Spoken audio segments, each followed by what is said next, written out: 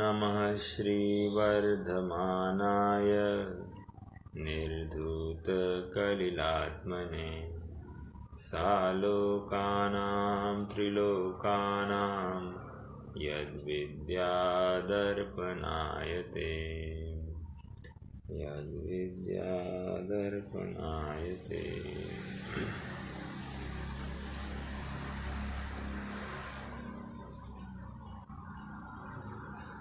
मोक्ष मार्ग की तलहटी कहो या मुनि अवस्था की तलहटी, ऐसी उत्कृष्ट श्रावक की चर्चा हमने प्रारंभ की है। 11वीं प्रतिमाधारी कहो, उद्दिष्ट त्यागी कहो, आर्य कहो, वानप्रस्थ कहो, ऐसे अनेकों नाम इस प्रतिमाधारी को दिए गए हैं। और विशेष हमने देखा ही था कि जघन्य, उत्कृष्ट और उत्कृष्ट। अब उत्कृष्ट के भी जघन्य उत्कृष्ट मतलब 10वीं प्रतिमा थी, लेकिन 11वीं प्रतिमा में उत्कृष्ट कहकर पहली उत्कृष्ट और दूसरी उत्कृष्ट, ऐसे दो भेद फिर से किए गए हैं। क्रम से हुए हैं, काल के ओघ में हुए हैं, लेकिन हुए तो है। क्यों हुए हैं इसके ऊपर सोचने के लिए अवसर नहीं है। उस काल के अनुसार कोई न कोई ऐसी घटनाएं होती रही होगी जिसको लेकर इनका समावेश हुआ होगा, लेकिन बहुत ही इसका इतिहास भी रुचिवंत है, समझने योग्य है। और ना तो ये यहाँ पर आज हमारे सामने कोई संघर्ष करने का अवसर है, क्योंकि हमको तो यथावत जिनवाणी और जिनवचन समझने हैं। मात्र हम किसी पक्ष में या हमने इतना ही समझा था ऐसा जानकर हम विरोध नहीं करें। जैसा है वैसे समझने की प्रयास करें तो हमारा लाभ होगा। और यदि हमने आज तक सुना नहीं था और आज कोई नवीन बात सुनी, तो जो मोक्षार्थी जीव होता है वो तो ये सोचता है, अरे इन बातों की तो मुझे खबर ही नहीं थी और भली होनहार से मुझे ये एक बात सुनने मिली है, तो निश्चित ही अब मैं चिंतन करूँगा, इसके आधार देखूँगा और यथार्थ का निर्णय करूँगा। क्योंकि निर्णय करना यह हमारी देन है। मैं ये नहीं कहता हूँ कि मैं जो बोलता हूँ वही मान लिया जाए, लेकिन क्या वो जिनागम सम्मत है, क्या वह महावीर की ही बात है, इतना स्वीकार करके आगे बढ़ना है। क्योंकि मैं सुनूंगा तो सुनकर निर्णय में अपना करूंगा। यदि अपना निर्णय नहीं करूंगा तो मैं चूक जाऊंगा। और हम यहाँ पर सब इकट्ठा हुए हैं तो हम अपना वैयक्तिक निर्णय करेंगे, ये बात तो पक्की है। सुनेंगे, लेकिन निर्णय तो अपना स्वयं का स्वतंत्र ही करना होगा। और स्वतंत्र निर्णय किया हुआ जीव ही आगे बढ़ने के लिए पात्र है। मेरे कहे अनुसार यदि आप आगे बढ़ते हो तो आपका कल्याण नहीं होगा। आपको अपना स्वतंत्र स्वयं निर्णय करना होगा। और निर्णय ये जिनवाणी और जिन वचनों को पढ़कर ही होता है। हम 1 घंटा चर्चा करते हैं, लेकिन बचे हुए 23 घंटे ये हमारे स्वाध्याय के होते हैं। हमको उसमें भरसक प्रयास करना चाहिए कि हम जिनागम के अनेक अपेक्षाओं को समझे, सुने और उसके अनुसार खुली सोच रखकर आगे बढ़े। हम संकुचित बुद्धि नहीं रखेंगे, हमारा दृष्टिकोण व्यापक होगा। हमको सुखी होना है और मेरे सुख का उत्तरदायित्व मेरा अपना है, किसी दूसरे का नहीं है। इस बुद्धि से ही हमको हर बात को सुनना है, ठीक है। और मैं समझता हूँ कि हम सब बहुत ही प्रैक्टिकल है और हम सब समझने की उतनी योग्यता रखते हैं इसलिए हम कहीं चूक जाए तो पंडित साहब के भाषा में ये कहना होगा कि इतने पास पहुंचकर फिर से नाव पलट जाना अर्थात हमारा अभाग्य ही कहलाएगा। इसलिए अब सर्व प्रकार से अनुकूल संयोग आए हैं और हमारी सोचने की भी सामर्थ्य हो गई है, तो हम क्यों न विचार करें। प्रकरण उद्दिष्ट त्याग का चल रहा है। हम एक बार श्लोक को पढ़ते हैं। एक मिनट, तेरा नेटवर्क वीक है, मैं थोड़ा सा उसका नेटवर्क को सुधारूंगा।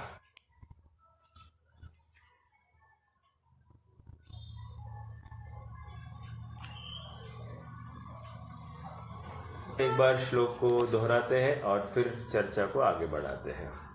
गृहतो मुनिवन मित्वा गुरुपकंठे व्रतानि परिगृह्य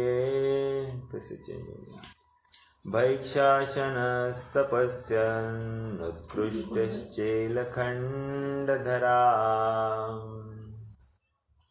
फिर भी बोला। तो यहाँ पर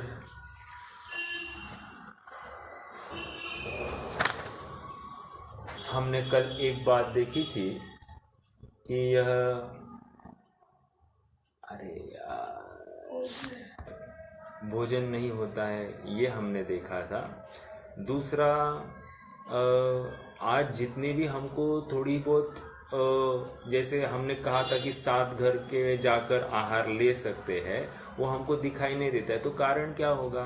तो कारण इसमें एक प्रकृष्ट रूप से ये समझ में आता है कि ये जो जीव है आज उद्दिष्ट आहार की विशेष प्रथा चल रही है और उसको लेकर ये तकलीफ बढ़ रही है। हालांकि तकलीफें सब प्रकार की है, हम इसको विरोध नहीं कर रहे हैं। जैसे कि अब जैनी के घर के बाजू में किसी और का घर है तो उसमें कंफ्यूज हो जाएगा, या ऐसा भी हो सकता है कि किसी जैनी ने अपना घर किसी दूसरे को बेच दिया। अब कभी किसी काल में मुनिराज को उस क्षेत्र में आहार हुआ होगा और फिर से उसी मार्ग से चले, और हो सकता है कि उनको उसी घर जाने का विकल्प हो गया या सहज वहाँ पर योग बन गया। आज तो वहाँ पर जैनी नहीं है, तो अनेक बातें हैं, कौन से लक्षण से हम जैनी का घर पहचान सके, ये बात दूसरी है। बट वस्तु स्वरूप क्या है, किस प्रकार से आहार चलता है, उसको हम समझ रहे हैं। हाँ बोला तुम्ही हाँ बोला। आता पण असं म्हणजे 7 घराचं हे आहे, आपण त्याच्यावर डिस्कशन करू शकत नाही। उद्दिष्ट नसेल तर त्याला विरोध नाहीये। हा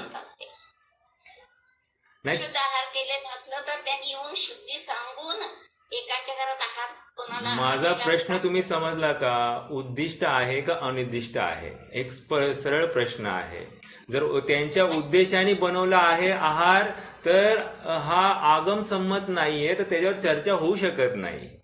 ओके, त्यांनी उद्दिष्ट नाही, त्यांनी आहाराचं आपल्याला म्हणून बनवलेलं आहे आणि ते इथं आहाराला महाराज आलेत म्हणून त्यांना कसं माहिती पडलं? प्रश्न आहेत हे। त्यांना पण आहाराला बाहेर येऊन राहतात ना लोक, आपल्यात आले नाही त्यांच्यात। हे बघा, अजून एक सांगतो, प्रथा कशी आहे तुम्हाला ते पण माहिती पाहिजे की जो भिक्षार्थी जीव आहे तो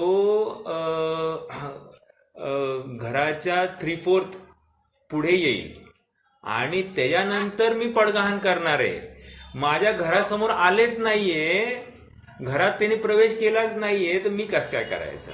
तो एक प्रश्न आहे, राईट? तर तिथे आणि महाराजांनी घ्यायलाच पाहिजे ही काही कंपल्शन नाहीये।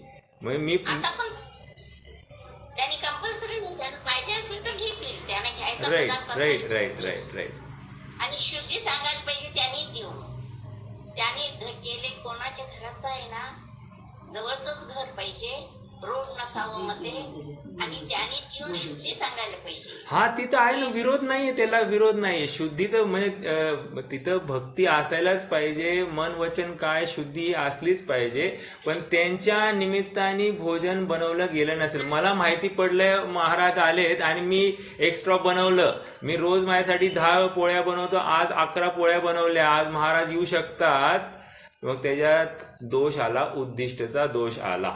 मला एवढं सांगायचं आहे. उद्दिष्टार्थाचं त्याग तर त्यांना आहेच आहे. ठीक आहे. ते आता चालतं तेवढं सांगितलं. हा नाही, मग काल तुम्ही तसा मला प्रश्न केला म्हणून मला वाटलं की मे बी तुम्ही परिचित नाहीयेत ह्या गोष्टीशी. ठीक आहे. मी महाराजांना आहार दिले नाही, लोकांना. मला विरोध नाहीये, पण आपण शास्त्र आणि आगम संमत मी गोष्ट सांगत होतो, बाकी दुसरं काहीच नव्हतं. बसून आहार घेतात पण हातात घेतात, त्यांना हे नसतं. नाही, आपण त्याची पण चर्चा करूयात, कसं काय झालेलं आहे. मी तुम्हाला आज आधार दाखवेन की कसं जेवण होत होतं आचार्यांचं. तुम्ही प्राचीन ग्रंथ वाचायला लागले त्याचा मला विरोध नाहीये, पण मी आताच सांगितले. नाही, बरोबर आहे ना, मी कुठं विरोध केलाच नाही त्या गोष्टीचा. या बघूयात आपण. चलिए, अब चूंकि विषय निकला ही है तो एक बार हम सूत्र पाहुड़ की गाथा नंबर 7 देखते हैं. सूत्र पाहुड़ की गाथा नंबर 7. ओके, 2 बिंदु पर चर्चा करेंगे. एक तो जो उत्कृष्ट मतलब 11वीं प्रतिमाधारी जो जीव है, ये पहली बात तो बैठकर ही भोजन करेंगे एक, और दूसरी बात ये होती है कि ये पानी पात्र में आहार मजाक में भी नहीं करेंगे. ऐसी मूल गाथा कुंद कुंद स्वामी की है. तो हम पहले वो पढ़ेंगे. पेज नंबर 52 पर है इस बुक में. सूत्र पाहुड़ की गाथा नंबर 7 है. 7, 10 और 17 ये तीनों उनके आहार मतलब 11वीं प्रतिमाधारी जीव के आहार संबंधी है. हम उसको थोड़ा पढ़ेंगे. ये एकदम पुष्ट करेगी हमारे विचार को. सुत्तपय विनट्टो मिच्छा दिट्ठी हुसो मुने यवो खेड़े विणकायवम पाणिपत्तम सचेलस. मैं सीधा भावार्थ पढ़ूंगा या अर्थ भी पढ़ता हूं. जिनके सूत्र का अर्थ और पद विनष्ट है वह प्रगट मिथ्या दृष्टि है. इसलिए जो सचेल है वस्त्र सहित है, उसको खेड़ेवी अर्थात हास्य कुतूहल में भी पानी पात्र अर्थात हस्त रूप पात्र से आहार दान नहीं करना चाहिए. ओके, अर्थात हाथ में आहार ग्रहण नहीं होगा. ओके, ये महत्वपूर्ण बात यहाँ पर सूत्र पाहुड़ की 7वीं गाथा की आई. ओके, अब 10वीं गाथा में आ जाइए.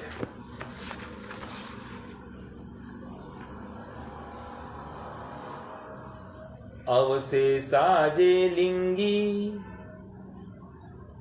दंसन नाणेन संजुत्ता चेलेनय परिगह्या ते भणिया इच्छने जाय. अब ये बहुत महत्वपूर्ण है, इसका अर्थ पढ़ते हैं. दिगंबर मुद्रा सिवाय जो अवशेष लिंगी भेष संयुक्त और सम्यत्व सहित दर्शन ज्ञान संयुक्त है तथा वस्त्र से परिगृहित है. वस्त्र से परिगृहित मतलब 11वीं प्रतिमाधारी भी वस्त्र से परिगृहित है. ओके, वस्त्र धारण करते हैं वे इच्छाकार करने योग्य है. ये तो बात हो गई. ये तो 13वीं मैंने पढ़ी ना, 10वीं चाहिए थी. 1 मिनट. 10वीं मैंने नहीं पढ़ी.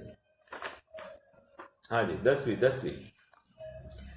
निच्चेल पाणिपत्तम उवैट्टम परम जिणवरिंदेहिम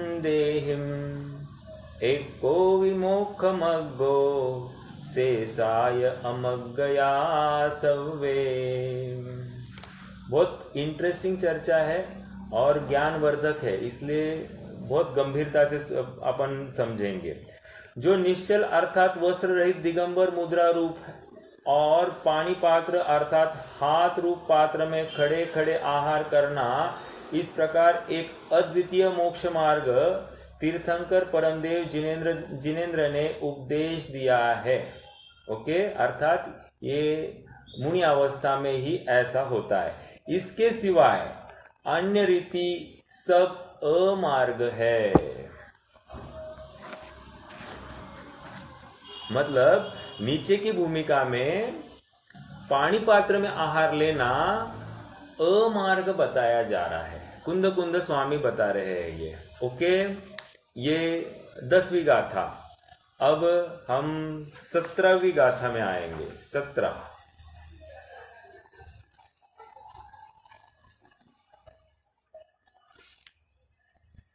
बालग कोड़ी में तम परिगह गहणम न होई साहूणम भुंजे पाणिपत्तम दिन्नन्नम इकठाणम। बाल के अग्रभाग की कोटि अर्थात अणिमात्र भी परिग्रह का ग्रहण साधु के नहीं होता है। यही यह अंश है कि यदि परिग्रह कुछ भी नहीं है तो आहार कैसे करते हैं, इसका समाधान करते हैं। आहार करते हैं सो पानी पात्र अर्थात कर पात्र अपने हाथ में भोजन करते हैं। वह भी अन्य का दिया हुआ प्रासुक अन्न मात्र लेते हैं। वह भी एक स्थान पर ही लेते हैं, बार बार नहीं लेते हैं और अन्य 2 स्थान में नहीं लेते हैं। इसका अर्थ मुझे कोई बताएगा? इसका एक नेगेशन हमको इसमें से मतितार्थ निकालना है, इस 17वीं गाथा की के अर्थ में से। यहाँ मुनि की चर्चा कर रहे हैं और मुनि कह रहे हैं कि ये एक स्थान पर ही लेते हैं, खड़े खड़े ही लेते हैं और अपने कर पात्र में लेते हैं। इसका मतलब इनके सिवाय बाकी जो कोई है वे कर पात्र में नहीं लेते हैं। ओके, ये एक बात फलित हो रही है। दूसरी बात कह रहे हैं कि प्रासुक अन्न लेते मात्र एक स्थान पर ही लेते हैं, एक स्थान पर ही लेते। इसका मतलब इनके सिवाय अन्य नीचे की भूमिका में अनेक स्थान पर ले सकते हैं। लेना चाहिए की बात नहीं, ले सकते इफ कंडीशंस ऐसी बन जाए तो। ओके, अब कैसी कंडीशंस बनती होगी ये अलग बात है, लेकिन बन जाए तो ऐसा संभव है, ये समझना है। आइए, तो ये बात यहां तक हमने देखी कि ये पानी पात्र आहार मात्र मुनि अवस्था में है, अन्य अवस्था में नहीं है। अब हम थोड़ा विचार करेंगे कि आज जो ट्रेंड में चेंज आया है इसका कारण क्या है, किस प्रकार से ये चेंज होता आया है, थोड़ा ये भी समझेंगे। क्योंकि आज जो कुछ हमारे सामने है उसको भी तो वो वास्तविकता है और कहीं ना कहीं वो भी किसी न किसी आधार से ही चला होगा। बिना आधार के तो कुछ चली नहीं है बात। तो कहाँ वो पुट आई है वो भी हम आज समझेंगे। ठीक है,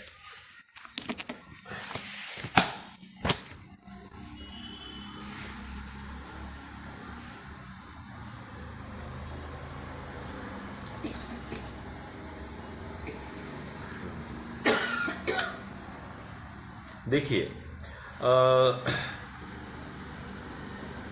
चामुंडराय हुए लगभग 10वीं 11वीं शती के आसपास। ओके, और चामुंडराय ने एक उनके चारित्रसार नामक एक ग्रंथ लिखा और उसमें उन्होंने लिखा कि जो उत्तम प्रतिमाधारी है वो पानी पात्र पुटेन, ऐसा एक शब्द आया है उनके एक उसमें, पानी पात्र पुटेन मतलब पानी पात्र के पुट में ही आहार ग्रहण करते हैं। अब पानी पात्र में आहार ग्रहण करते हैं, किसने कहा? चामुंडराय। चामुंडराय कौन है?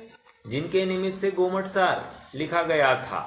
तो ये चामुंडराय आगे बढ़कर वे भी मुनि अवस्था धारण की, तो उन्होंने चारित्र सार नामक एक ग्रंथ लिखा। उस चारित्र सार ग्रंथ में उन्होंने 11वीं प्रतिमाधारी जीव को पानी पात्र पुटेन ऐसा कहा है। इसका अर्थ क्या है, थोड़ा ये समझते हैं। क्या ये अभी जो हमने कुंद कुंद स्वामी को पढ़ा उससे कुछ अलग कहना चाहते हैं क्या, या वही बात कहना चाहते हैं? ये थोड़ा समझना पड़ेगा। देखिए, अब पानी पात्र पुटेन, यहाँ पर हम इसकी समास करेंगे। तो इसके समास जब करते तो 2 समास होते हैं। कैसे समास होंगे? पानी पात्र पुटेन, पानी ही है पात्र जिसका, उसको कहेंगे पानी पात्र पुटेन। मतलब पानी ही, पानी मतलब क्या? पानी मतलब हाथ को पानी कहते हैं। हम शादी में जैसे हम देखते हैं ना, पानी ग्रहण कार्यक्रम होता है, हाथ में हाथ दिया जाता है, उसको हम पानी ग्रहण कहते हैं। तो यहाँ पर भी पानी पात्र पुटेन, पानी मतलब कर रूपी पात्र जिसका है उसको पानी पात्र कहेंगे। तो कह रहे पानी ही है पात्र जिसका, इसको भी पानी पात्र पुटेन कहते हैं। और दूसरी एक परिभाषा बनती है, पानी में लिया है पात्र जिसने। क्या कहा? पानी में लिया है पात्र जिसने, वो भी पानी पात्र पुटेन है।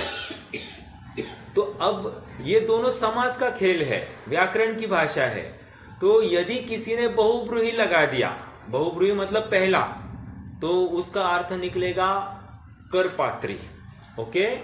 और दूसरा यदि हम अर्थ लगाते हैं सप्तमी, षष्ठी है, सप्तमी तत्पुरुष है, उसमें पानी में लिया है पात्र, पानी मतलब हाथ में लिया है पात्र जिसने ऐसा जो आहार करता है उसको पानी पात्र पुटेन कह सकते हैं। तो यहां पर दूसरा अर्थ लेना है। अब जितनी भी तकलीफें हुई है ये ऐसे ही अर्थ का अनर्थ करने से हुई है। तो ये जिम्मेदारी हमारी और आपकी सबकी बनती है कि हम अर्थ यथार्थ निकले। अब जिसने पहला अर्थ लिया पानी पात्र पुटेन, तो उसने चालू कर दिया। ये देखो यहाँ पर लिखा गया है चारित्र सार में, चामुंडराय ने लिखा है, तो उसका अनुगम करके एक प्रचलन चालू हो जाता है, धीरे धीरे चालू होता है, और फिर कालांतर में मूल बात का विस्मरण हो जाता है और यही बात फिट बैठती है। मैं एक आपको उदाहरण देता हूं तो आपको समझ में आएगी। 1965 में 1965 में एक नियम निकला। क्या नियम निकला? कि हमारे जो कैलेंडर होते हैं ना, तो कैलेंडर पर ना अंग्रेजी अक्षर छोटे लिखे जाएंगे और तिथि जैसे फाल्गुन, कृष्ण, अमावस्या, एक एग्जाम्पल दे रहा हूं, तो ये बड़ा लिखा जाएगा। और जो सोमवार मंगलवार जो होंगे या फिर अंग्रेजी अंक जो होंगे वे एकदम छोटे लिखे जाएंगे, छोटे कॉर्नर में। ये था एक्चुअल नियम, और अगर कोई इसका बाईपास करता है तो उसके लिए दंड है। आप समझना इस बात को।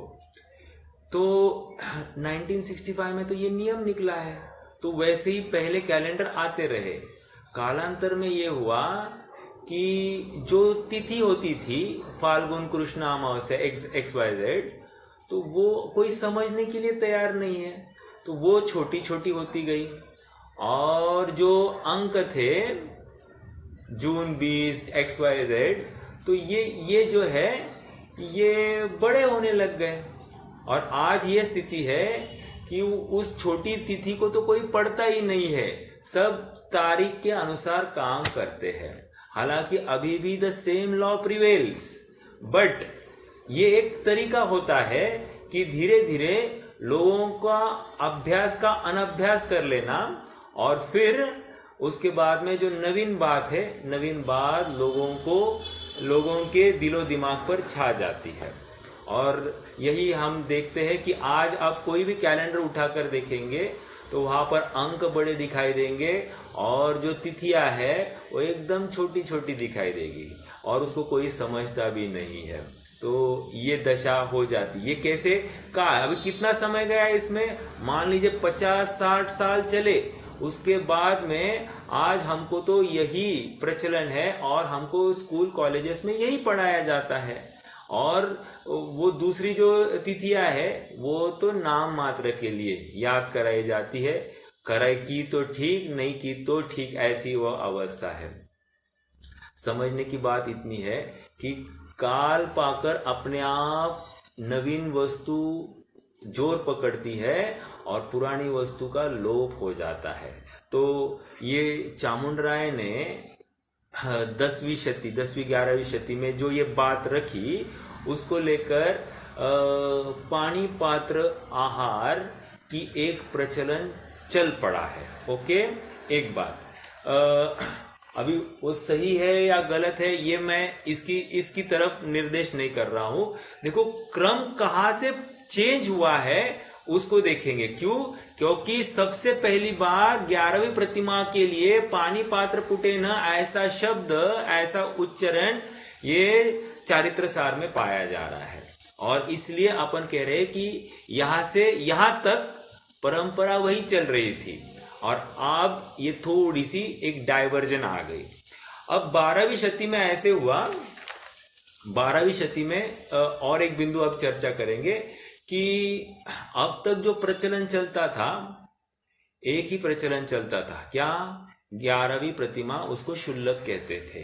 ओके, लेकिन अब थोड़ा सा 12वीं शती में इसके लिए एक नवीन वर्ड इन्वेंट किया गया। ओके, और इस 11वीं प्रतिमा के 2 भेद किए गए और 2 भेद थे, प्रथम उत्कृष्ट श्रावक और द्वितीय उत्कृष्ट श्रावक। क्या कहा? प्रथम उत्कृष्ट श्रावक और द्वितीय उत्कृष्ट श्रावक, ऐसे 2 भेद किए। याद रखना यहां पर अभी तक नाम नहीं दिए हैं, कौन सा शुल्लक ऐलक ऐसे अलग अलग नाम नहीं दिए हैं, बस प्रथम उत्कृष्ट और द्वितीय उत्कृष्ट ऐसे ही नाम दिए, वसुनंदी ने दिए।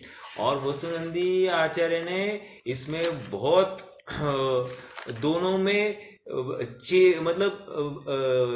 Changes in the sense division भी करके दिखाया कि ये क्यों प्रथम उत्कृष्ट श्रावक कैसे होगा और द्वितीय उत्कृष्ट श्रावक कैसे होगा, ऐसे भेद करके दिखाया है।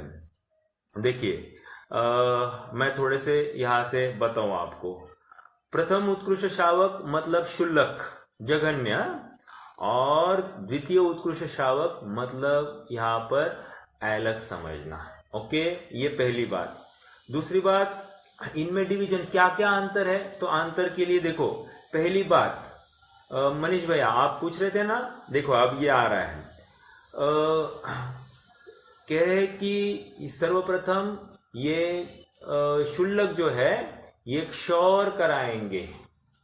कौन लिख रहे हैं? ये वसुनंदी लिख रहे हैं 12वीं शती में। तब तक क्या था? तब तक अपन इसके बाद में, ये मैं पहले कंप्लीट करूं उसके बाद में अपन चर्चा करेंगे।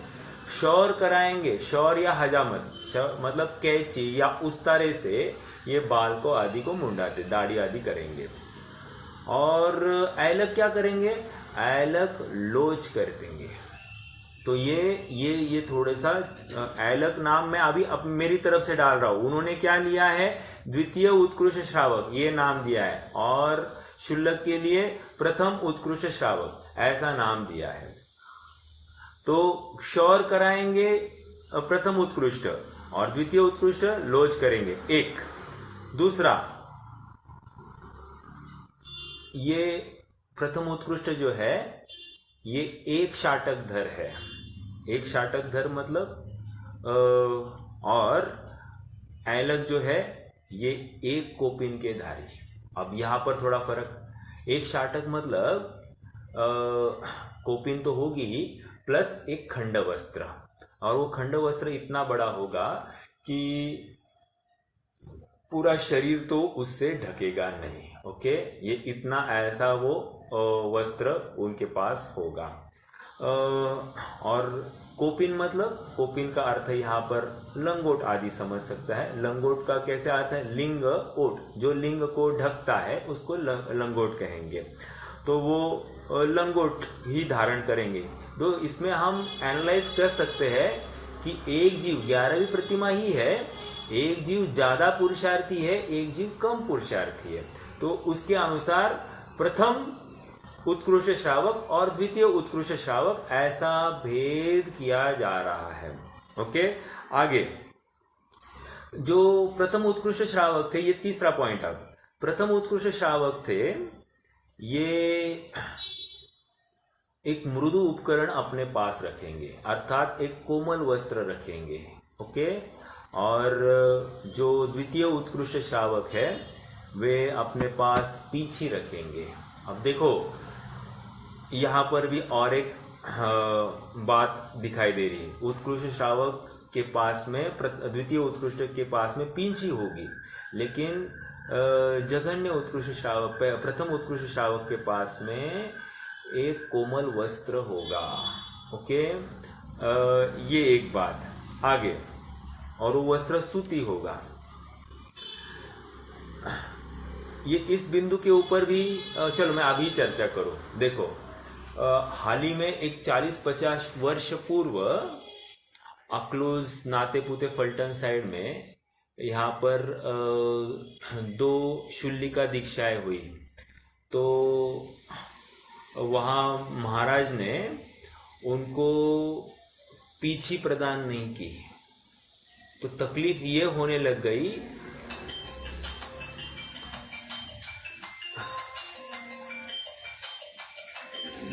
बंद कर। हाँ, पीछी तकलीफ ये होने लग गई कि उनको आहार विधि मिलने के लिए दिक्कत होने लग गई। और फिर उन्होंने आचार्य के पास में, महाराज के पास में वो संदेशा भेजा कि ये तकलीफ है। तो बात हुई नहीं। तो उस समय में फिर एक वहाँ के मतलब श्रावकों ने महाराज को विनंती की कि ये एक लॉजिकल प्रॉब्लम है और आप इनको पीछे प्रदान करें। तो आप समझ रहे हैं कि वस्त्र दिया था, कोमल वस्त्र उनके पास रखने के लिए दिया था, पीछे प्रदान नहीं की थी। तो इसको लेकर उनको आहार में क्यों लोग उनको उत्कृष्ट श्रावक की भूमिका में देखने के लिए तैयार नहीं थे। तो ये इतना फर्क हो गया। तो समझने की बात इतनी है कि कहीं ना कहीं ये ऐसे दिक्कतें आ जाती है और इसलिए वहां पर फिर पींछी दे दी गई है। फिर उनको बाद में पींछी प्रदान की गई, आदि आदि सब बातें हो गई। मुझे तो ये कहना है कि मृदु उपकरण अर्थात कोमल वस्त्र प्रथम उत्कृष्ट श्रावक को दिया जाता है। आगे, बैठकर पात्र में आहार लेंगे कौन? प्रथम उत्कृष्ट श्रावक। और द्वितीय उत्कृष्ट अंजुलि में आहार ले। ओके, अंजुलि में पहली बार यहाँ पर आया है। अंजुलि में अब तक हमने क्या देखा है? हमने कुंद कुंद स्वामी में के पास देखा है कि जो हाथ में आहार करे वो तो मोक्ष मार्ग में ही नहीं है। ओके, तो मतलब सचेल सहित जो हाथ में भोजन ग्रहण करे वो तो मोक्ष मार्ग में ही नहीं है, ऐसा उन्हें स्पष्ट लिखा है। लेकिन यहाँ पर सबसे पहली बार वहां पर अंजुलि में आहार लेने की बात आई। देखो, अब यहाँ पर अंजुलि कह रहे हैं, कर पात्र नहीं कह रहे हैं। इसका मतलब इसमें कुछ ना कुछ टेढ़ होगी। क्या टेढ़ है?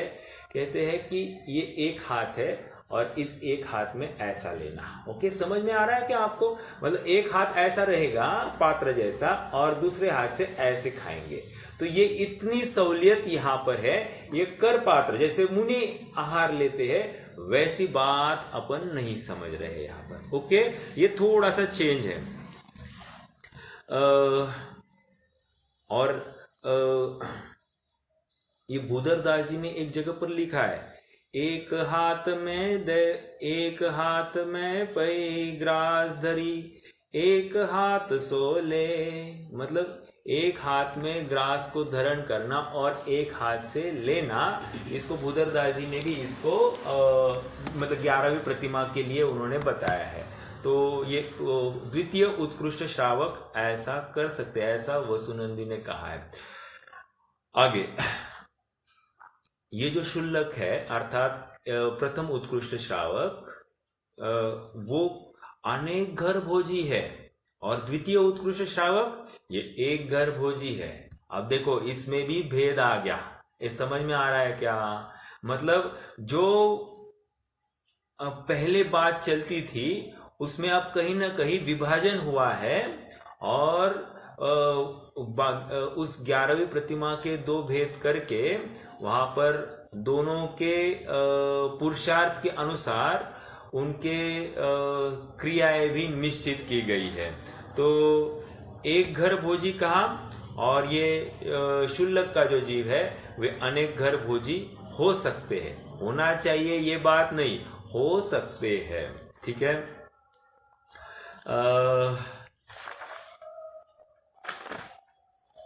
हाँ जी,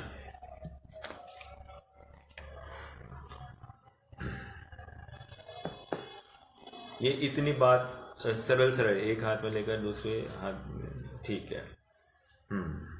तो ये लगभग इतने कितने पॉइंट्स है? 1 2 3 4 5 पॉइंट्स का अंतर हमारे सामने यहाँ पर दिखाई दे रहा है कि ये इस प्रकार होगा। मूल बात अब और एक रही कि वे लोच या शौर हजामत करें। तो इसमें भी ऐसे ही कालांतर में थोड़े चेंजेस आते रहे और फिर विद्वानों ने या परवर्ती विद्वानों ने ये लिखा कि शौर करे अथवा लोच करे, ये इस प्रकार से लिखा। और एक बात लिखी कि पात्र में आहार करे अथवा हाथ में आहार करे, तो अंजलि में हाथ आहार करे।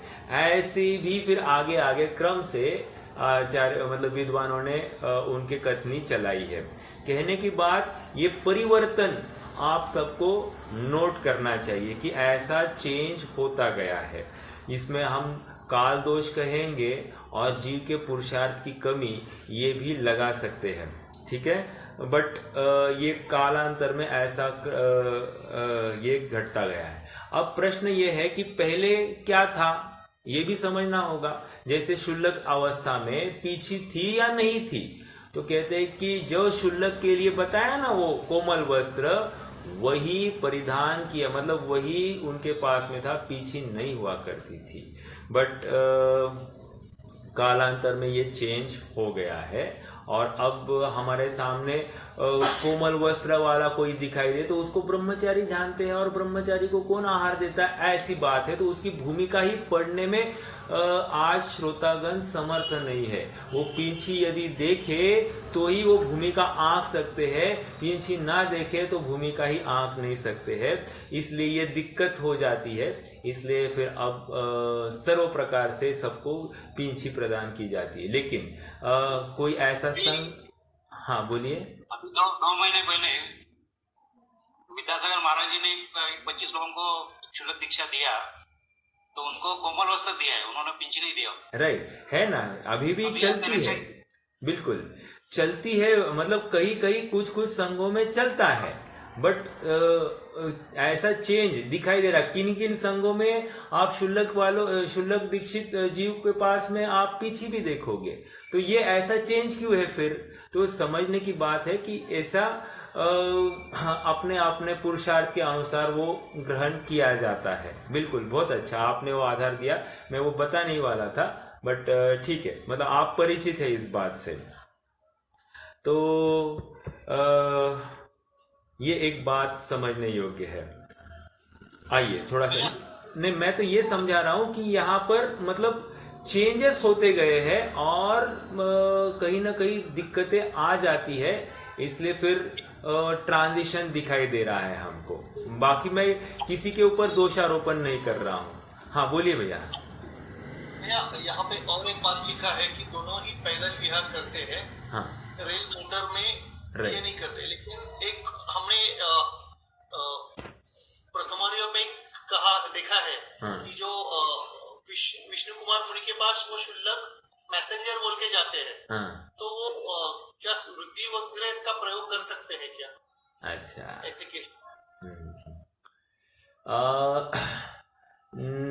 अभी वो शुल्लक अगर होंगे तो वो रिद्धि का प्रयोग करे, कोई प्रॉब्लम नहीं, क्योंकि हम देखते हैं कि ऊपर की भूमिका में भी रिद्धि का प्रयोग किया जाता है। जैसे मुनिराज है, मुनिराज आकाश गमन करते हैं कि नहीं करते हैं, हो सकता है, तो फिर यहाँ पर करे तो कोई हर्जा दिखाई नहीं देता है। कौन सा? उनके रिद्धि का। और एक बात बताऊं, वाहन नहीं यूज होगा, रिद्धि का प्रयोग हो तो विरोध नहीं है, क्योंकि वाहन में प्रत्यक्ष हिंसा होती है, रिद्धि में एक भी जीव मरता नहीं है, ये विशेष समझना। मतलब वायु का एक भी मरता नहीं है, कुछ नहीं। मतलब ये अभी आकाश से गमन कर रहे हैं मुनिराज, सप्तर्षि मुनि है ना, वहां पर मथुरा नगरी में आए थे, तो आकाश से गमन किया, तो उनके निमित्त से कोई जीव मरा होगा? तो बिल्कुल नहीं, वायु का एक भी मरता नहीं है, वो रिद्धि होने के बाद में।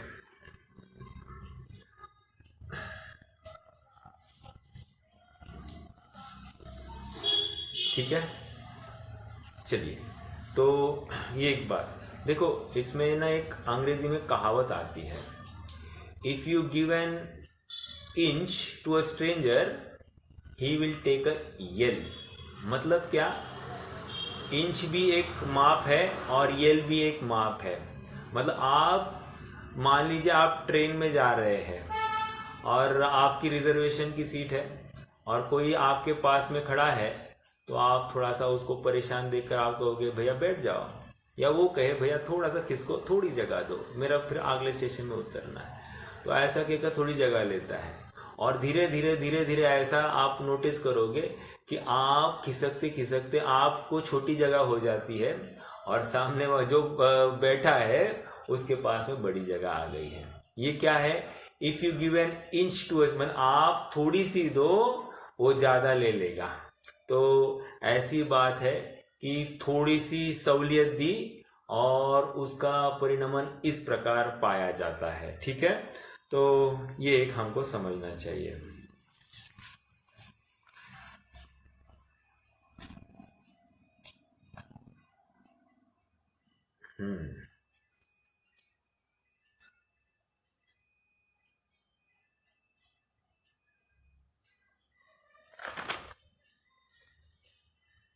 हाँ जी, अब और एक बिंदु के ऊपर चर्चा करनी है कि इनके पास में वस्त्र कितने होंगे। ओके, ऐलक शुल्लक के पास में या आरिका या शुल्लिका के पास में वस्त्र कितने होंगे? तो इसका जवाब इतना है कि आचार्य समनभद्र ने तो चेल खंड धरा ऐसा कहकर एक वस्त्र की बात रखी है, लेकिन अमित गति आचार्य ने इसमें क्या किया है, उसी एक वस्त्र के दो वस्त्र कर दिए हैं। मतलब क्या? ये वस्त्र होगा 5 फीट का होगा ऐसे। ओके, लेकिन अमित गति आचार्य ने क्या किया, एक वस्त्र को, एक छोटा वस्त्र जो कोपी मतलब लंगोट के रूप में यूज होगा, और फिर एक जो ऐसे पंचे के जैसा वो वहां पर कंधे पर रख सकते हैं, ऐसा एक छोटा सा वस्त्र हो जाएगा। तो इतने वस्त्र ये रख सकते हैं। वैसे आपको बताऊं, आप सबने बौद्ध भिक्षुक देखे हैं क्या? तो बौद्ध भिक्षुक के जैसा ये शुल्लक जीव होना चाहिए। मतलब उसका जो कपड़ा है वो इस प्रकार का होना चाहिए। मतलब वो 11वीं प्रतिमाधारी जो है वो अपनी कमर को लपेट लेगा थोड़ा सा, और फिर ये ऐसा बदन पर उसी वस्त्र को घुमाएगा। तो वो जिस प्रकार वो बौद्ध भिक्षुक एक ही वस्त्र को परिधान करके वो इस प्रकार लपेटते हैं कि बराबर एक वस्त्र में काम हो जाता है। वैसा वस्त्र इनका भी होना चाहिए। ये मोटा मोटा आपको बताओ। बट ये क्या हुआ है, थोड़ा काल की अपेक्षा जैसे काल बढ़ा वहां पर इतने बड़े वस्त्र का प्रयोजन किसी को भाषित नहीं हुआ, क्योंकि कोई ज्यादा पुरुषार्थी थे तो वो मात्र कोपिन मतलब लंगोट तक ही अपने को सीमित रखे और उनको कोई दिक्कत नहीं हो रही थी, तो उन्होंने मात्र इतना छोटा वस्त्र रख दिया और किसी किसी को थोड़ा सा एक छोटा वस्त्र, खंड वस्त्र भी रखने का परिणाम हुआ। तो इसको लेकर अमित गति ने एक लिखा, 1 मिनट मैं उस श्लोक को पढ़ू। केवलम वा सवस्त्रम वा कोपिनम स्वीकरत्यसौ एक स्थान पाणियो निंदा गर्हा परायण। पहली लाइन के ऊपर आप जरा ध्यान देना। केवलम वा सवस्त्रम वा कोपिनम स्वीकारत्यसौ एक स्थान पानीयो निंदा गर्हा परायण। इसका अर्थ एक वस्त्र या कोपिन को लेकर आहार करते हैं। आरी बात, एक वस्त्र या कोपिन कहने की बात, एक वस्त्र का अर्थ यहाँ पर शुल्लक अवस्था के जीव को, और एक वस्त्र प्लस कोपिन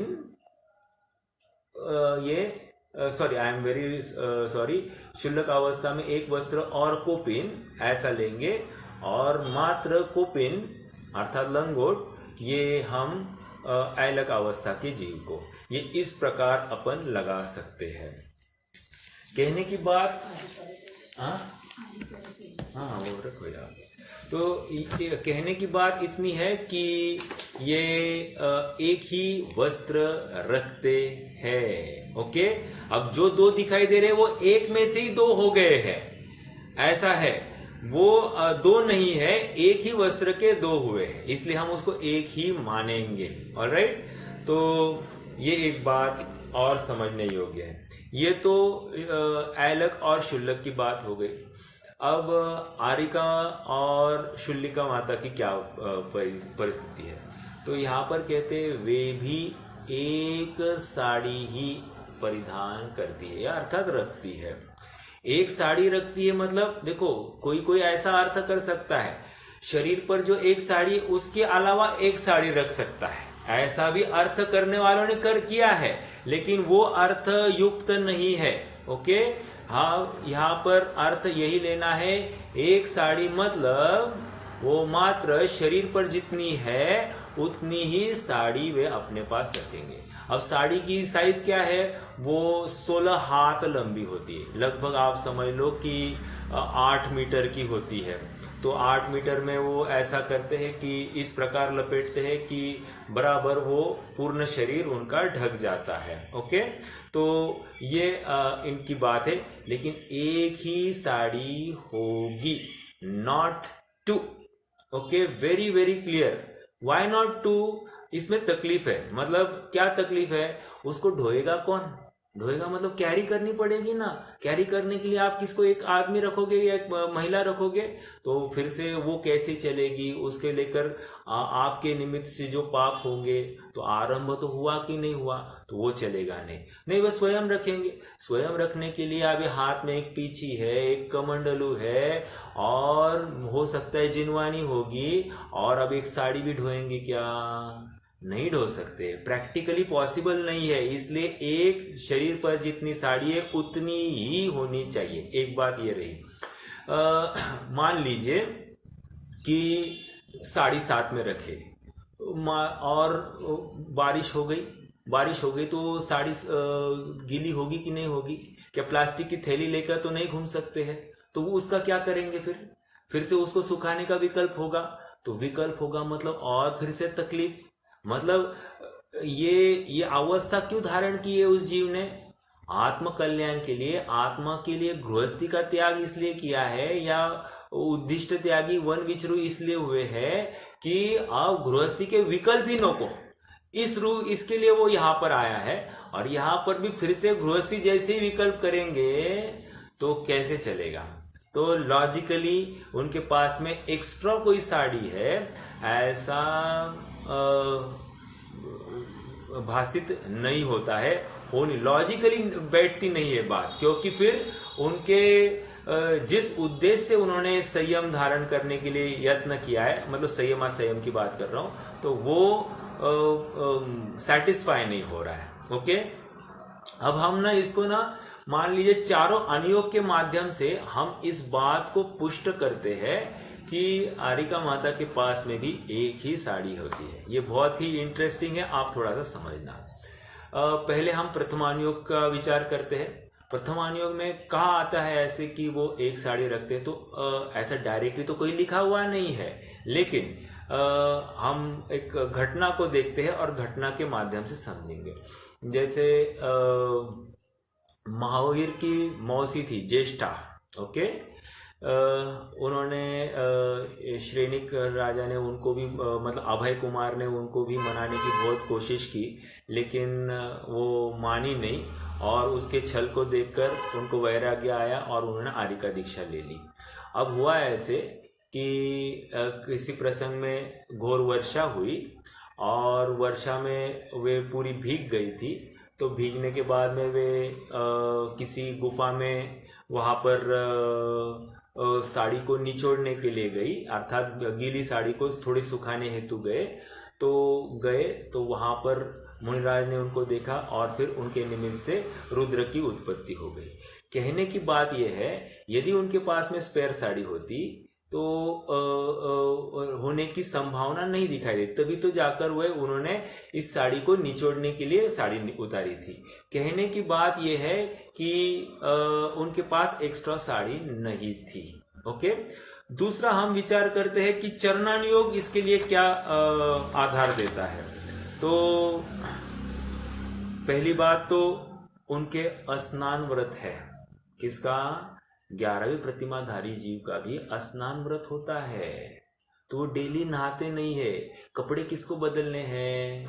जो डेली नहाता हो। अभी इनको तो डेली नहाना ही नहीं है, तो स्नान व्रत है इनका, इसलिए नहाने का कोई विकल्प नहीं है।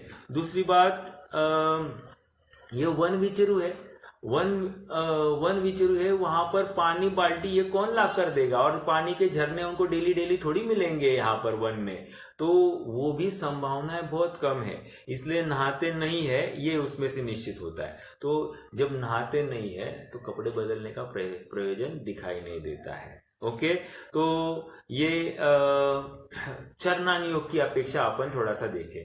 तीसरा, हम अब कर्णानुयोग की तरफ से विचार करते हैं कि कर्णानुयोग क्या कहता है। तो कर्णानुयोग कहता है कि अभी इनकी कषाय कौन सी है, तो कह रहे प्रत्याख्यानावरण कषाय। बिल्कुल, तो प्रत्याख्यानावरण कषाय में भी तीव्र मंदतम कौन सा होगा, तो कह रहे सबसे जघन्य ऐसी जो है, क्योंकि ये अब इतनी मंद हुई है कि अब इसके आगे तो कुछ जा नहीं सकती है, इसके आगे डायरेक्टली संज्वलन है, बट स्त्री अवस्था में तो पॉसिबल नहीं है, लेकिन शुल्लक ऐलक हो तो उनके लिए तो बिल्कुल पॉसिबल है, बट दोनों के लिए लगा सकते हैं कि ये कपड़े तो एक ही रखेंगे। इसलिए प्रत्याख्यानावरण का जिसका इतना मंदतर उदय है, जो लोवेस्ट उदय है, उसमें जीव अपने लिए एक्स्ट्रा कुछ वस्तु साथ में रखे, ये बैठती नहीं है बात। तो कर्णानुयोग भी इसके लिए ऐसा ज्यादा पोषक भाषित नहीं होता है। आप थोड़ा सा उस जीव के परिप्रेक्ष्य में विचार करें। हम क्या करते हैं, हम हमारी बुद्धि के अनुसार विचार करते हैं कि कैसे पॉसिबल है, क्योंकि हम डेली नहाते हैं, लेकिन वो जो जीव है उसका शरीर के प्रति की आसक्ति हट गई है। तो जब शरीर के प्रति की आसक्ति हट गई तो उसको संस्कारित करने का प्रयोजन रहता नहीं, तो उसके लिए फिर वो साड़ी आदि का कोई विकल्प या कपड़े आदि का कोई विकल्प बचता नहीं कि इसको चेंज करूं या रहने दूं। ओके, तो ये कर्णानुयोग भी इसमें ज्यादा पोषक दिखाई नहीं दे रहा। और द्रव्यानुयोग में ये है कि इनको स्वरूप अनुभव कितने काल में होता है, तो 11वीं प्रतिमाधारी है, ये तो अंतर मुहूर्त में एक एक घंटे में ये अनुभव कर रहे हैं स्वरूप का। तो कह रहे हैं कि जिसको एक एक घंटे में स्वरूप अनुभव करना है वे कहाँ अपना उपयोग ये सब व्यर्थ की चीजों में लगाएंगे। कपड़े आदि को संभालने का विकल्प बहुत बड़ा है। आप स्वयं विचार करें, एक कपड़ा धोना है, उसके लिए पानी और उसकी हिलोरना, उसको स्क्वीज करना, उसके पीछे आराम कुछ कम है। और ये कम से कम आराम में प्रवृत्ति करना चाहते, बिल्कुल हिंसा नहीं करना चाहते, ये किस प्रकार ये कर पाएंगे। तो इसलिए उनके भी ऐसा एक्स्ट्रा कुछ साधन होंगे, ऐसा दिखाई नहीं देता है। तो हमने द्रव्यानियों के माध्यम से भी ऐसा निश्चित किया कि इनके पास में एक ही वस्त्र होना चाहिए। ठीक है, तो ये हमने इसकी चर्चा की। कौन सी? एक वस्त्र रखते हैं, मतलब 11वीं प्रतिमाधारी के पास में नो एक्स्ट्रा साधन। ओके, अब हाँ, आरिका माता जी के उनके जो अशुद्धि का काल है उसमें क्या व्यवस्था है वो हम अलग से विचार करेंगे। But coming to the point, उनका इतना ही है कि वे एक वस्त्र ही रखेंगे। एक्स्ट्रा रखना ये भार है। ओके, उसको संभालना एक भार है और ये पॉसिबल नहीं है। इसलिए ना उनके पास कोई ऐसे साधन है जिसको वो इकट्ठा करें। ओके, तो ये एक बात और रही कि यहाँ पर उनका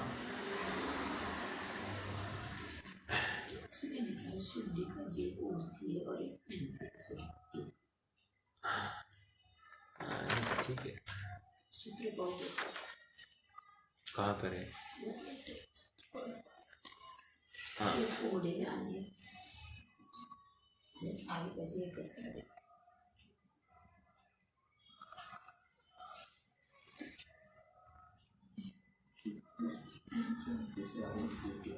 ओढ़ती तो वो अंग माते लेवन वास्ते वो सॉफ्ट कपड़ा। ठीक है, ठीक है।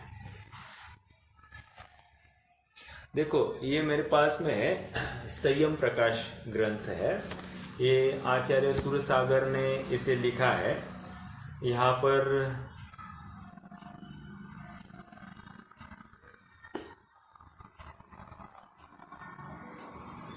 पर प्रश्न ही किया है। पेज नंबर 270 है।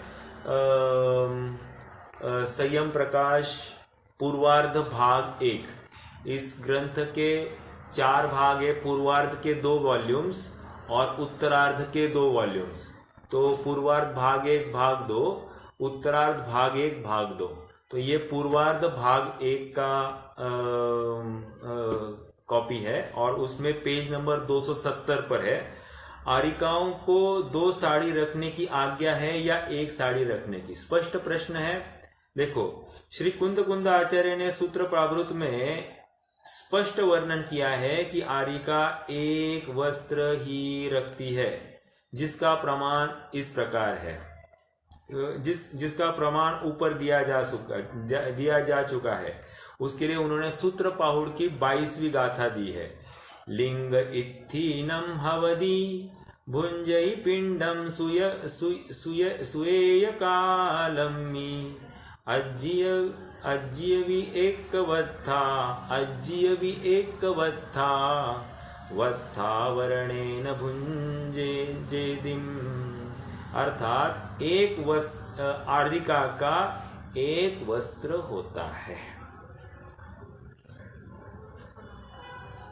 तो वह एक वस्त्र ऐसा होना चाहिए जिससे पूर्ण शरीर ढका रहे, अर्थात अधोवस्त्र तथा ऊपर के वस्त्र का काम हो जावे। ये स्पष्ट आया है। अब इन्होंने और एक आधार दिया हरिवंश पुराण का। वहां पर कहते हैं कि चेटक महाराज की पुत्री चंदना कुमारी धुली हुई एक साड़ी धारण करके आरिकाओं की नायिका हुई, आरिकाओं की प्रधान बनी। ये दूसरा आधार उन्होंने प्रथमानियों का दिया है हरिवंश पुराण में से। और एक दिया है सम्यक दर्शन से जिसका आत्मा शुद्ध हो गई है, ऐसे हजारों स्त्रियां शुद्ध एक वस्त्र धारण करके विपुलाचल पर भगवान महावीर स्वामी के समशरण में आरिकाएं हुई।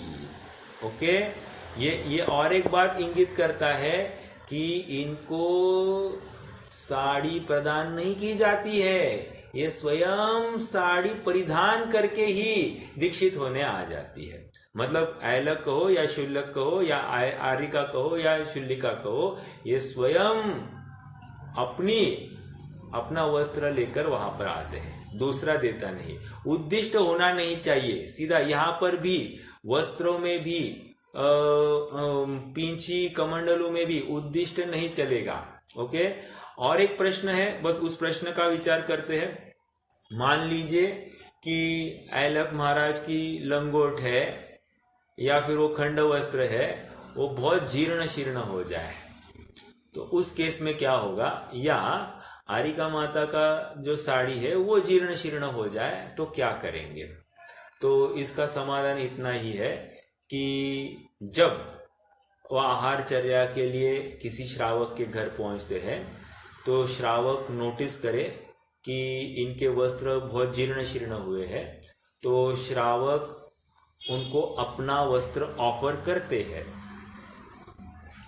यदि वे उचित समझे तो वे वस्त्र भर देते हैं और फिर वे वहां पर अपना पुराना वस्त्र उतार देते हैं और नवीन वस्त्र परिधान करते हैं, और इस प्रकार ये परंपरा चलती। फिर श्रावक क्या करेगा? मान लीजिए वो वस्त्र धुलने जैसा है तो धोकर वो यूज में लेगा। अगर वो वस्त्र इतना जीर्ण शीर्ण हो गया कि फट ही जाएगा तो उसको तो फिर डिस्पोज करने की बात है। ओके, तो ये एक और समझना कि इस प्रकार का ये बात चलती है।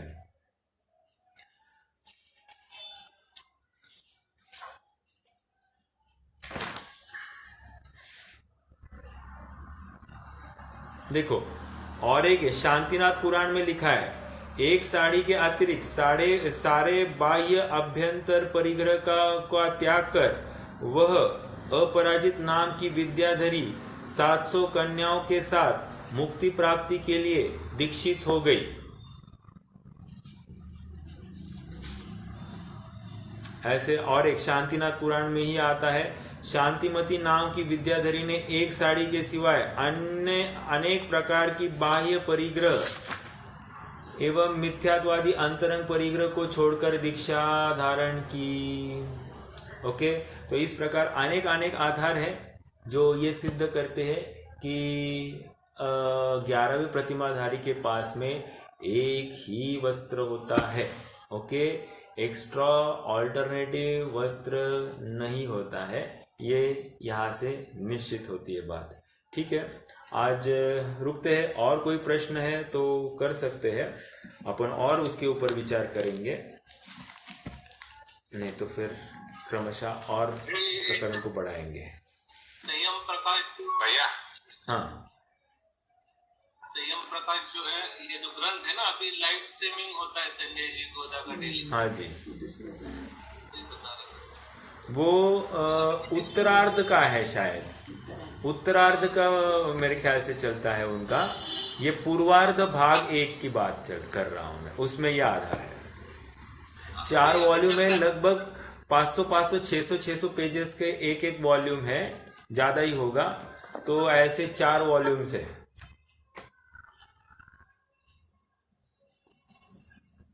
हाँ हाँ, बोलिए मनीष भैया। ये यहाँ पे देखो, ये सामने जो स्क्रीन रत्नाकर सावकाचार्य है ना, उसमें तो ये लिखा है, एलक शुल्लक आरिका और शुल्लिका दूसरे दिन शुद्धि के समय बदलने के लिए दूसरा लंगोट चद्दर और साड़ी भी रखते हैं। हाँ, इसीलिए तो मैं साथ के ब्रह्मचारी और ये पढ़ के दिखाया ना मैंने आपको। इसीलिए देखो, ये अब इसका अर्थ इतना ही लेना कि ये अपना पुराना छोड़ेंगे और दूसरा लेंगे, लेकिन साथ में कैरी नहीं करेंगे। आप लॉजिकली विचार करना, क्योंकि पॉसिबल नहीं है, उसको लेकर हिंसा होती है। मान लीजिए ब्रह्मचारी रखेंगे, साथ में कोई रखेंगे ढोने के लिए, तो तो उसका आश्रय होगा कि नहीं होगा, उसका भार होगा कि उसने ठीक से हैंडल किया नहीं किया, वो भूल गया तो उसको लेकर संक्लेश होंगे, आदि आदि अनेक बातें। आप प्रैक्टिकल विचार करो, ये वन विचरु है और वन विचरु होने के बाद में कोई एक सेवक उनका वन में उनके लिए हाजिर होगा या नहीं होगा, मतलब आप विचार करना। ओके 11 यहाँ पढ़ते, पहले से लेकर 6वीं प्रतिमा तक के श्रावक को जघन्य श्रावक, 7वीं से 9वीं तक के श्रावक को मध्यम और 10वीं 11वीं के धारक उत्तम श्रावक। ओके 11वीं प्रतिमा के धारक श्रावक को आर्य कहते हैं, स्त्री को आरिका कहते हैं। आरिका सफेद रंग की 16 हाथ की एक साड़ी रखती है। स्त्री पर्याय में धारण किए जाने वाले व्रत की सर्वश्रेष्ठ रूप है, इसलिए उपचार से महाव्रत के धारक माना गया है। आरिका से उतरता हुआ दूसरा स्थान शुल्लिका के 16 हाथ साड़ी के सिवाय एक सफेद चद्दर भी रखती है। ओके ऐलक, शुल्लक, आरिका और शुल्लिका दूसरे दिन शुद्धि के समय बदलने के लिए दूसरा लंगोट, चद्दर और साड़ी भी रखती है। साथ के ब्रह्मचारी या ब्रह्मचारी स्त्रियां उनकी व्यवस्था रखती है। आप ही विचार करना और इसकी पॉसिबिलिटी कितनी है ये बताना। ये तो आज के परिप्रेक्ष्य की बात चल रही है, बट कहीं ना कहीं ब्रह्मचारिणी मान लीजिए या सेवक होगे तो सेवक आर्थिक रूप से वहां पर होगी व्यवस्था, अर्थात कहीं ना कहीं उनके लिए समाज के लिए भार होगा, और समाज के लिए भार होगा तो क्या वह आगम सम्मत है, यह हम विचार करेंगे और फिर निर्णय करेंगे। क्योंकि ये तो एक बात है, लेकिन मैं अन्य आधार तो बता रहा हूं कि ये एक ही वस्त्र रखते हैं। मैंने अभी 5-6 आधार पढ़ के दिखाए यहाँ से। तो और मूल में आचार्य कुंद देव या मूलाचार आप कहीं भी पढ़ना, आपको एक ही वस्त्र की बात मिलेगी। ठीक है, तो ये बात है, मैंने पढ़ी ये बात, मुझे मालूम है। अभी ऐसे पॉपुलेशन भी तो बढ़ गई ना, पहले उतने नहीं रहेंगे। किसकी? नए श्रावकों की भी समझो, उनके आसपास भी तो ऐसे अभी तो जंगल वगैरह में बिहार वगैरह तो पहले ऐसा तो नहीं रहेगा। अरे भैया अब कम हो गई है श्रावकों की पॉपुलेशन, पहले ज्यादा थी, और इसलिए तो मैंने वही तो एग्जाम्पल दिया ना कि श्रावक के घर आते, श्रावक ऑफर करता है, इसका मतलब श्रावक स्वयं के लिए पहनता था और वही उनको देगा, क्योंकि उद्दिष्ट नहीं करना है। तो उस समय में ज्यादा श्रावक थे, आज कम है।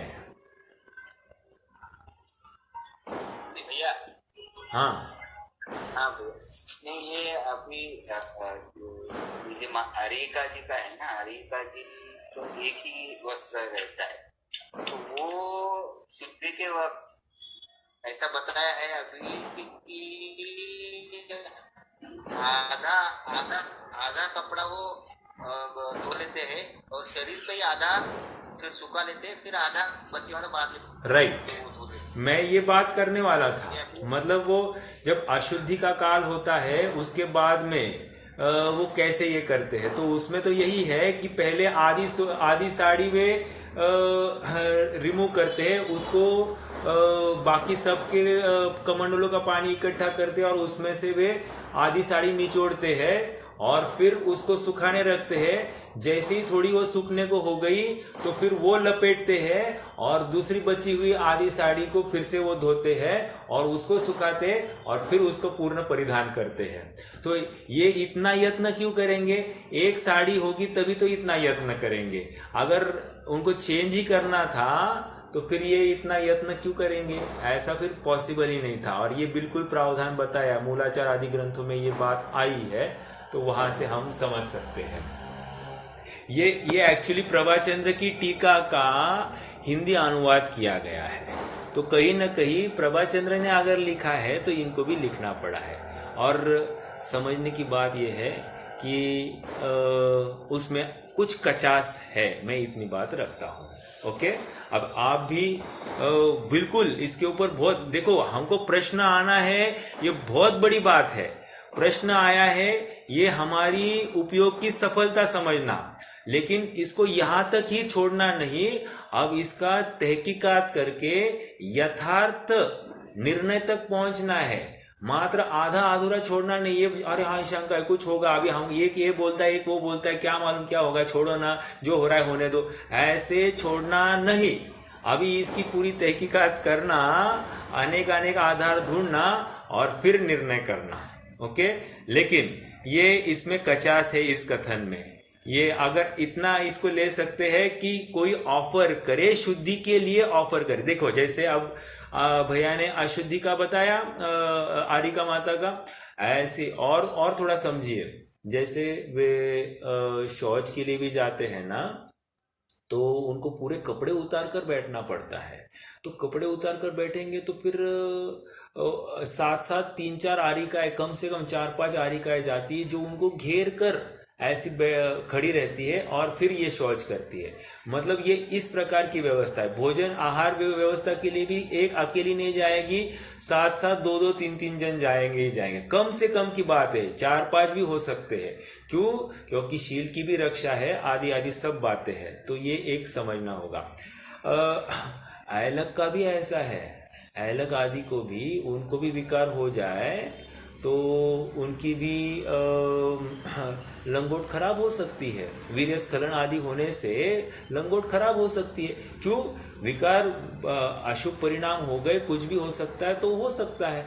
तो उसमें इनके लिए प्रावधान ये बताया है, यदि वे जंगल में है तो अपने कमंडलू के पानी से उसको धोएंगे, धोकर उसको सूखने रखेंगे, तब तक वे नग्न नहीं रहेंगे, और फिर सूखने पर उसको परिधान करेंगे।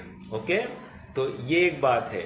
और ऐसा होते हुए भी यदि वो लंगोट बहुत ही खराब जीर्ण शीर्ण हो गए तो फिर श्रावक उनको अपनी ऑफर कर सकते हैं। ठीक है। और पहले आज जैसे अंडरपैंट्स है, वैसे पहले के जमाने में नहीं थे। पहले तो लंगोट आदि ही पहना करते थे, तो ये हर घर में अवेलेबल थे। इसलिए ऐसा प्रश्न चिन्ह होगा ही नहीं कि अब वो कौन लाए, किसके लिए लाए, या ऐसा नहीं था। वहां पर हर किसी के घर में ऐसी व्यवस्था थी, और व्रती जीव तो हर घर में हुआ करते थे। तो ये वेरी नेचुरली सब कुछ अवेलेबल था। मतलब बनावटी या दिखावटी ऐसा कोई व्यवस्था पहले नहीं चलती थी। आज हमको ये तकलीफ इसलिए लग रही है क्योंकि अपने घर में ऐसी ऊंची भूमिका वाला कोई नहीं है, और हमने शास्त्र आदि पढ़े नहीं है ना, हमारे लिए हमारे सामने ऐसा आचरण करता हुआ कोई जीव दिखाई देता है, तो हमको सब ये काल्पनिक लगता है, इमेजिनरी लगता है। पॉसिबल है या नहीं, इसके ऊपर ही प्रश्न चिन्ह हो जाता है, क्योंकि हम अपने ऊपर अनुभवते हैं, हमारे सामने जो दिखाई देता है उतने पर ही अनुभव करते हैं। लेकिन हमको थोड़ा सा ये वन विचरू है, इस अपेक्षा से विचार करें तो हमको ये सब बातें घटित हो जाएगी। वे ज्यादा ढोएंगे नहीं, माथे के ऊपर भार है, बिल्कुल भार है। बहुत विवेकी जीव है, अविवेकी जीव नहीं है, यही इतना समझना पड़ेगा हमको, तभी तो जाकर ये सब बातें सिद्ध होगी।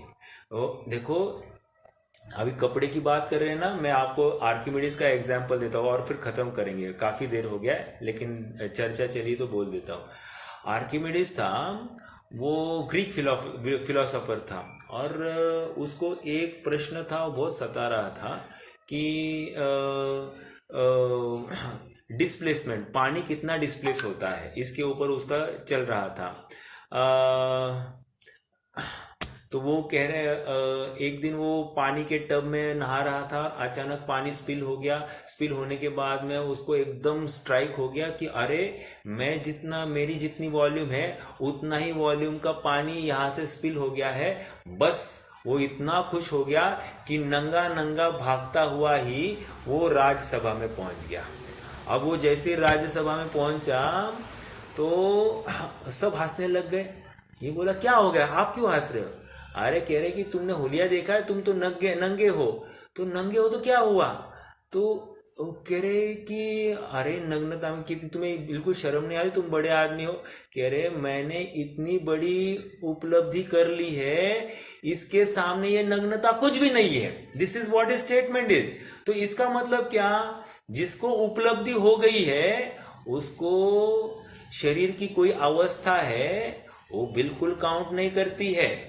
मैं तो वो उस पर्टिकुलर एग्जाम्पल से इनकी अवस्था का अपन अनुमान लगा सकते हैं। जिसको उपलब्धि हो गई और जिसके आत्मा की उपलब्धि हो गई है उस आत्मा की उपलब्धि के सामने शरीर और वस्त्र, इनकी दीनताहीनता कुछ भी मायने नहीं रखती है। उनको उसकी सजावट में, उसकी केयर टेकिंग में बिल्कुल भी रस नहीं होना चाहिए। ये हमको बिल्कुल, एक उदाहरण से हमको ये फलित होता है। आप और विचार करना, और आपको भी ऐसा ही जब तक प्रतीत ना हो तब तक आप विचार करते रहना। ओके, तो बिल्कुल ऐसी ही लगेगी आपको बात, और निसंकोच होकर और निष्प्रुह होकर आप विचार करना। पक्षपाती होंगे तो आप यथार्थ नहीं सोच पाएंगे, ये फैक्ट है। चलिए रुकेंगे, जिनवाणी स्तुति करेंगे।